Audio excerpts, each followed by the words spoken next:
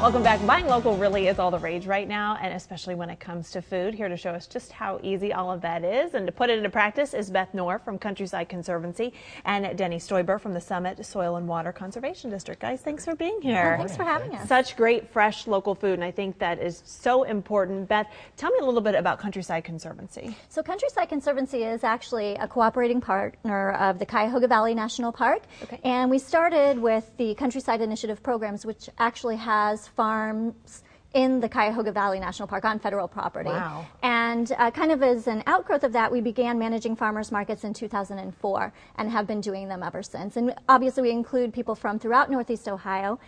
We have 11 operating farms in the Cuyahoga Valley, and a handful of those also participate as well. It's so neat to see what people can do when you just get some seeds and some dirt and start planting and what can grow. Denny, talk a little bit about what this is doing for the areas, what this is bringing to communities. Well, there are a lot of benefits for both the farmers and for people who like to have who like to fresh. Eat? Yeah, well, that absolutely. Yeah. But the ability to have fresh grown stuff that hasn't spent a lot of time on a truck, been transported, been packaged, all of those things, there are real advantages there. And from the farmer's standpoint, they cut out a middleman. They're able to realize more of the profits.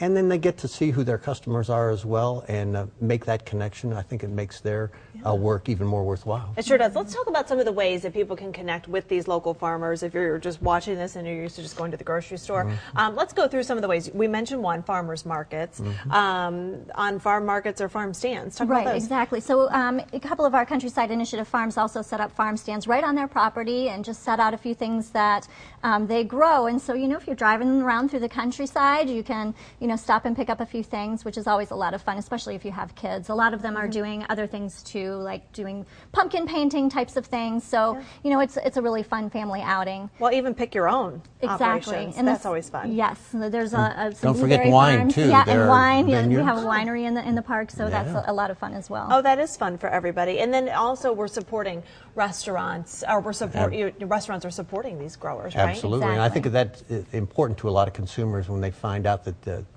restaurants are buying local. Very big.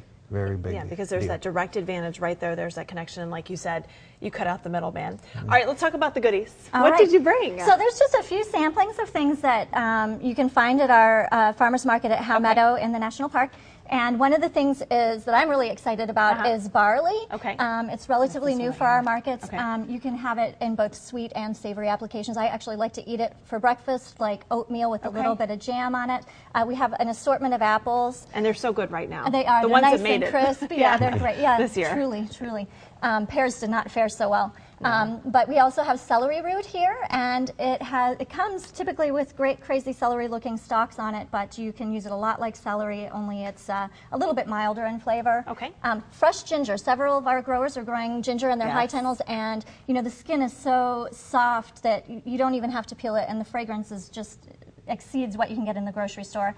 Long Island cheese pumpkin. You can treat it like any other winter squash. It's really great in stews, but you can also roast it. And then sweet potatoes. We have some locally produced jam.